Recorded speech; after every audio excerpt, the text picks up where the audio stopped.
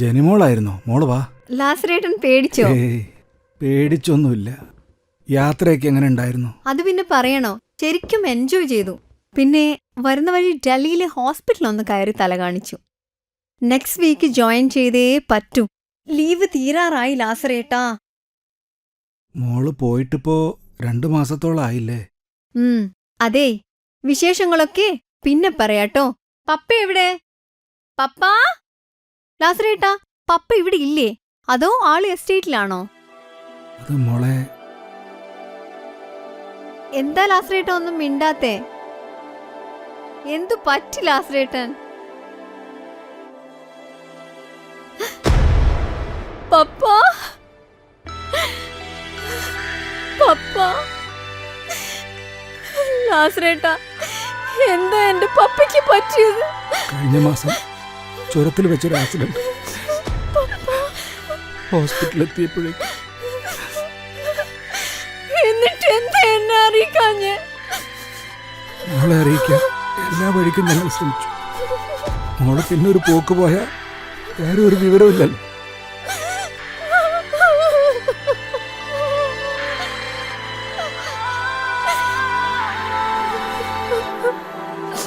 എന്റെ പപ്പ.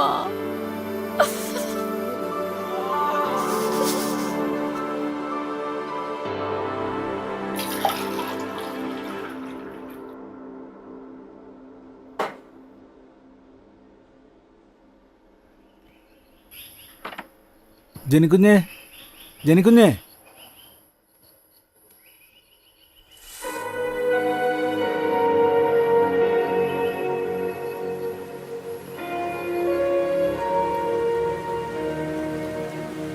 ജനിക്കുഞ്ഞേ.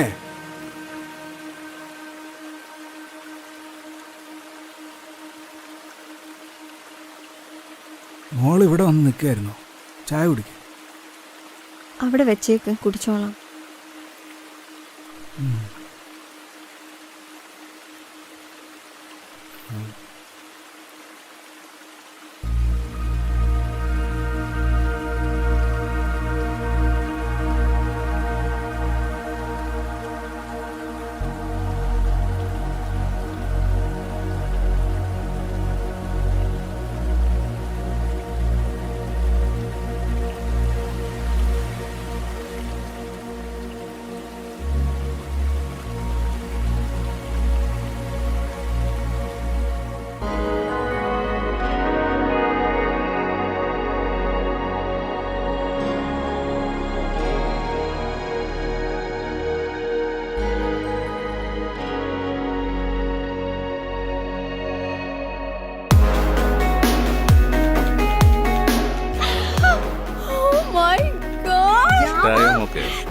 Thank you so much, Papa.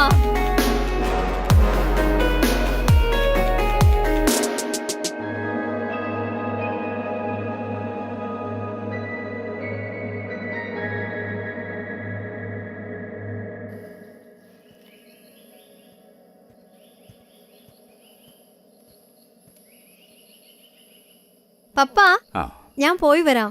മോൾക്ക് ഈ യാത്ര ഒഴിവാക്കിക്കൂടെ? നോ പപ്പ, ഞാൻ ഓൾറെഡി പ്ലാൻ ചെയ്തു പോയി. ഇനി ഒഴിവാക്കാൻ പറ്റില്ല. എന്നാ മോള് പോയിട്ട് വാ. പിന്നെ മോള് പോയിട്ട് വരുമ്പോഴേക്കും പപ്പ ഒരു സർപ്രൈസ് കരുതി വെച്ചിട്ടുണ്ടാവും.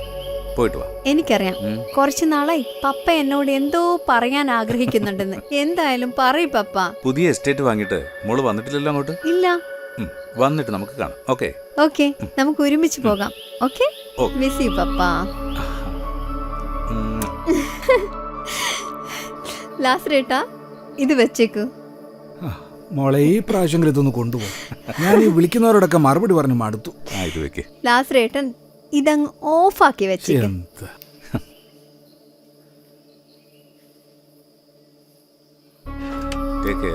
Okay, by.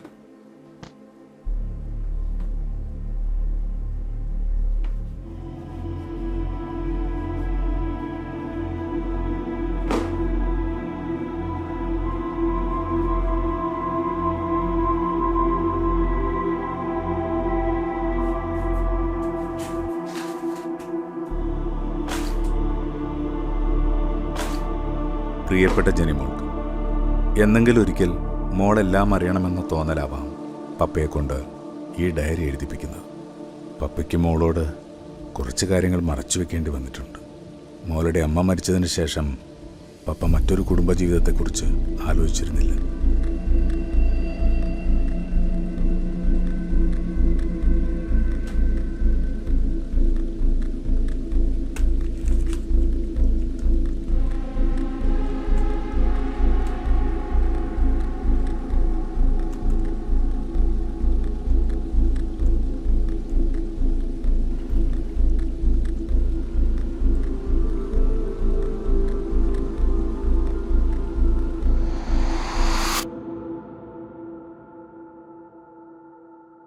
ലാസറേട്ടാ, എന്താ കുഞ്ഞെ, ഞാൻ ഒരിടം വരെ പോവുകയാണേ. വീണ്ടും യാത്ര പോവാണോ? അല്ല ചേട്ടാ, 2 ദിവസം കൊണ്ട് ഞാനിങ്ങെത്തും. ആ ശരി.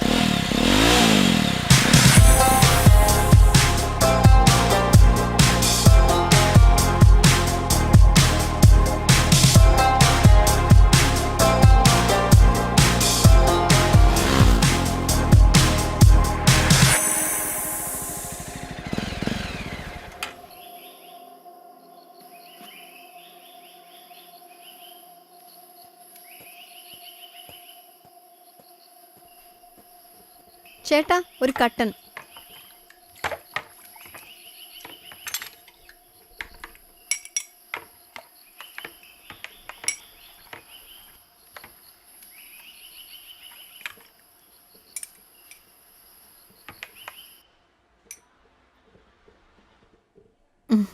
ചേട്ടാ, ഈ പെരിഞ്ചേരി മലയ്ക്ക് ഇവിടുന്ന് എത്ര ദൂരമുണ്ട്? മലയിലേക്കാണോ? ഇവിടുന്ന് കുറച്ചധികം ദൂരമുണ്ട്. ആനയും കടുവൊക്കെ ഇറങ്ങുന്ന സ്ഥലമാ, സൂക്ഷിച്ചു പോണം. ഓക്കേ.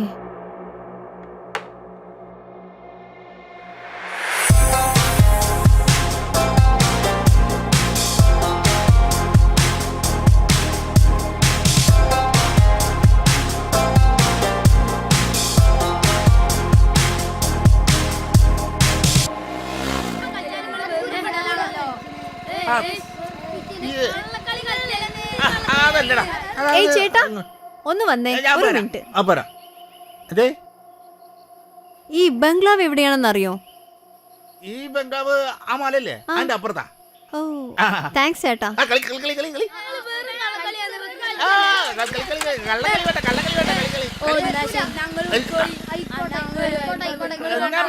കളിക്കാൻ, നിങ്ങൾ കളിച്ചാൽ മതി.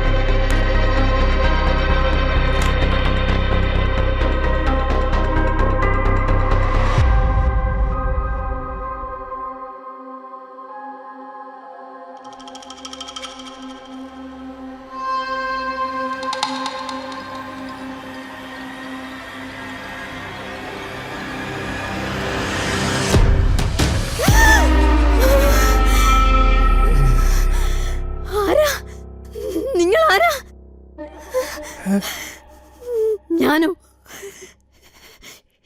ഇതെന്റെ പപ്പയാ. നിങ്ങളാരാ?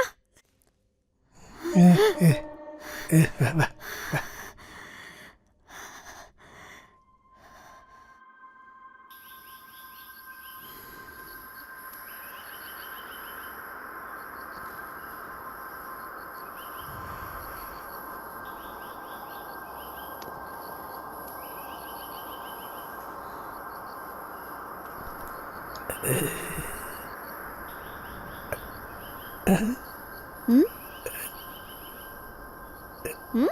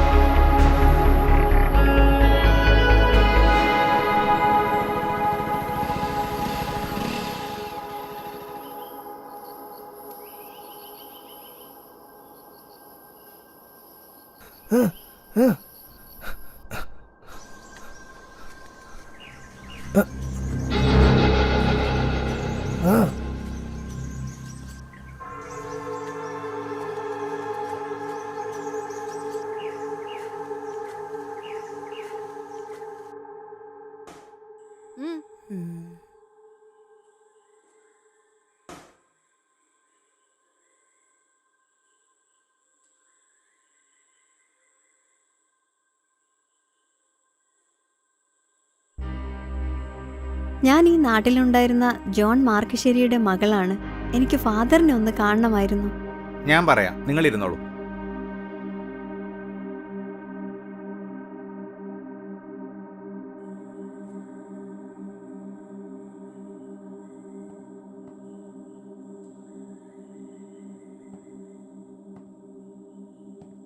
ഈശോ മിശിഹായ്ക്ക് സ്തുതിയായിരിക്കട്ടെ ഫാദർ. ഇപ്പോഴും എപ്പോഴും സ്തുതിയായിരിക്കട്ടെ.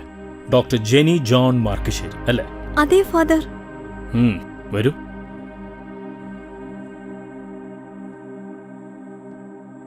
ജെനിവ, മോളുടെ പപ്പ മോളെക്കുറിച്ച് എന്നോട് ഒരുപാട് പറഞ്ഞിട്ടുണ്ട്. ജോണിന്റെ മരണം കുറച്ച് വൈകിയാണ് ഞാൻ അറിഞ്ഞത്. ഞാനൊരു യാത്രയിലായിരുന്നു ഫാദർ. ഇന്നലെയാണ് തിരിച്ചെത്തിയത്. അപ്പോഴേക്കും എൻ്റെ പപ്പ. ഇത്തവണത്തെ യാത്ര കഴിഞ്ഞ് ഞങ്ങൾ ഇങ്ങോട്ട് വരാനിരിക്കുമായിരുന്നു. പപ്പയ്ക്ക് എന്നോട് എന്തൊക്കെയോ പറയാനുണ്ടായിരുന്നു. എന്നിൽ നിന്നും എന്തൊക്കെയോ മറച്ചു വെച്ചിരുന്നു. ഫാദറിന് അതിനെക്കുറിച്ച് എന്തെങ്കിലും? ജോണിന് മോൾക്കറിയാത്ത ഒരുപാട് ബന്ധങ്ങൾ ഈ നാടുമായിട്ടുണ്ടായിരുന്നു. 5 വർഷം മുമ്പാ ജോൺ ഇവിടെ വന്ന് പൂട്ടിക്കിടന്ന ഈ ബംഗ്ലാവും ഫാക്ടറിയൊക്കെ വാങ്ങിയത്. അതിലൂടെ ഒരുപാട് നാട്ടുകാർക്ക് ജോലി നൽകാനും പറ്റി. നാട്ടുകാരുടെ ഇടയിൽ ജോൺ വളരെ പോപ്പുലറായിരുന്നു. കുറച്ചു കാലം കഴിഞ്ഞപ്പോൾ ബംഗ്ലാവിലെ ജോലിക്കാരിയായ മേരിയെ കല്യാണം കഴിക്കുകയും അതിലവർക്കൊരു കുഞ്ഞുണ്ടാവുകയും ചെയ്തു. ഒരു പക്ഷേ ഇതൊക്കെയായിരിക്കും പറയാനുണ്ടായിരുന്നു. എന്നിട്ട് അവരും മോളും? മേരി വല്ലാതെ അപ്സെറ്റായിരുന്നു ജോണിന്റെ മരണത്തിന് ശേഷം. കുറച്ച് ദിവസം കഴിഞ്ഞപ്പോൾ മേരി വിഷം കഴിച്ച് ആത്മഹത്യ ചെയ്തു. അപ്പൊ മോളോ? മോളിവിടെയുണ്ട്, ചർച്ചിന്റെ കീഴിലുള്ള ഓർഫനേജിൽ. അപ്പോ എന്റെ കൂടെ വന്ന ആ പൊട്ടനോ? ആ, ആൽബർട്ട്. ജോണിന്റെ മരണത്തിന് ശേഷം ഈ ബംഗ്ലാവും പരിസരങ്ങളുടെ കാര്യങ്ങളൊക്കെ നോക്കി നടന്ന ആൽബർട്ടാ. എനിക്ക് മോളെ ഒന്ന് കാണാൻ പറ്റുമോ ഫാദർ? പിന്നെന്താ മോളെ? ആ, നോക്ക്.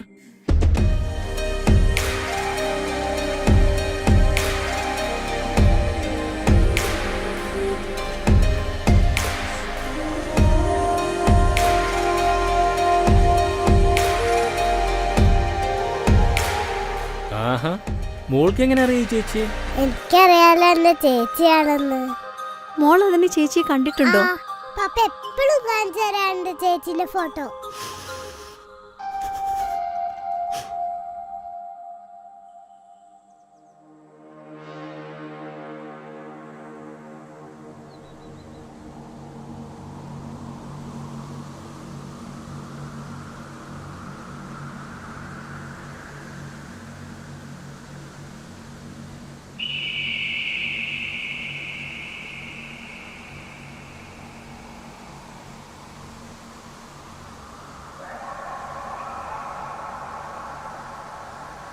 ദാ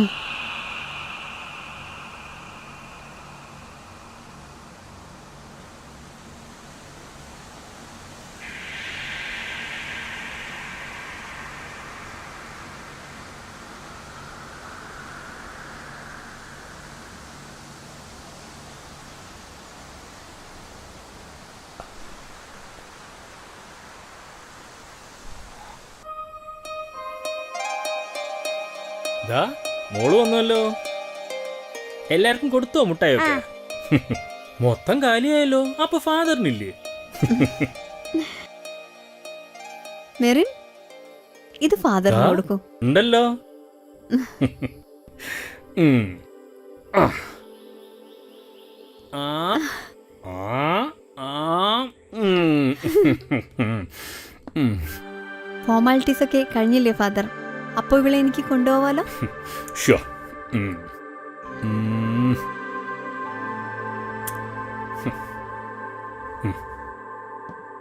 എന്നാ പോവാ.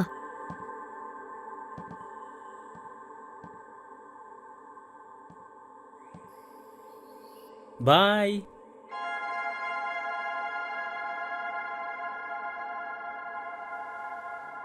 മലമുകളിലെ എസ്റ്റേറ്റ് വാങ്ങിയതിനു ശേഷം പപ്പയ്ക്ക് അവിടെ മറ്റൊരു കുടുംബം ഉണ്ടാവുകയായിരുന്നു. അതാണ് മേരിയും മെറിനും. പക്ഷെ ഇതെല്ലാം ഇനി നേരിൽ പറയാൻ അവസരം കിട്ടുമെന്ന് ഭയപ്പെട്ടു തുടങ്ങിയിരിക്കുന്നു. കഴിഞ്ഞ ദിവസം രാത്രിയിലുണ്ടായ സംഭവം എന്നെ വല്ലാതെ ഭയപ്പെടുത്തിയിരിക്കുന്നു.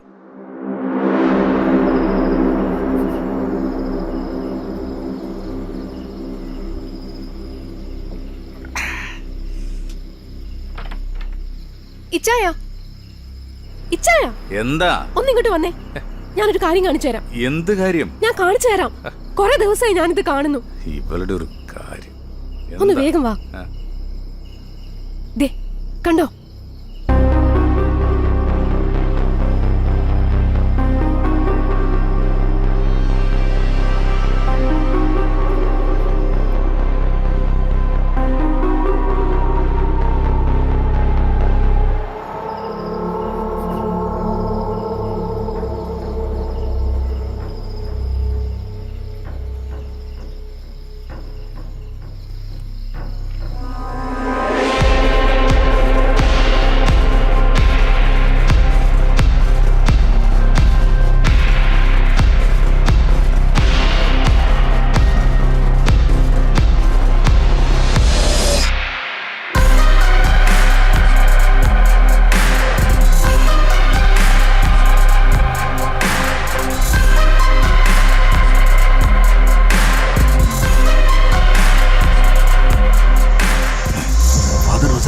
ഞാനും നോക്കിട്ട് വന്നാലോ? വേണ്ട, നമുക്ക് രാവിലെ ചോദിക്കാം.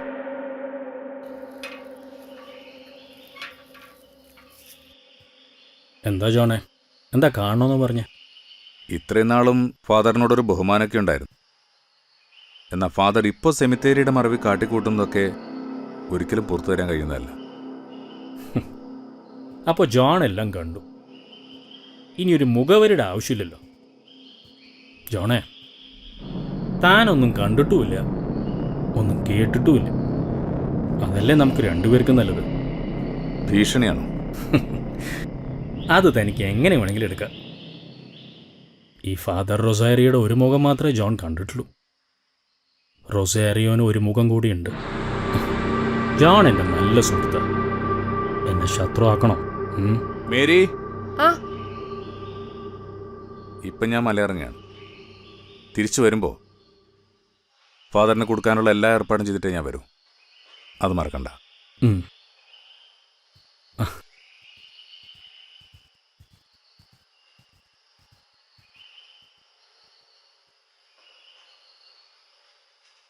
അവൻ നാട്ടിലേക്ക് പോയിരിക്കുക. തിരിച്ച് മല കയറരുത്.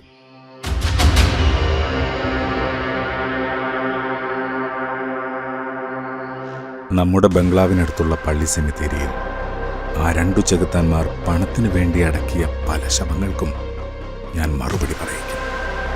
അതിനു മുമ്പ് എനിക്ക് എന്തെങ്കിലും സംഭവിച്ചാൽ അതിനു പിന്നിൽ അവർ മാത്രമായിരിക്കും ഉത്തരവാദികൾ. അങ്ങനെ എന്തെങ്കിലും ഉണ്ടായാൽ മേരിയും മെറിനും നിന്റെ കൈകളിൽ സുരക്ഷിതരായിരിക്കുമെന്ന് പപ്പയ്ക്ക് ഉറപ്പുണ്ട്.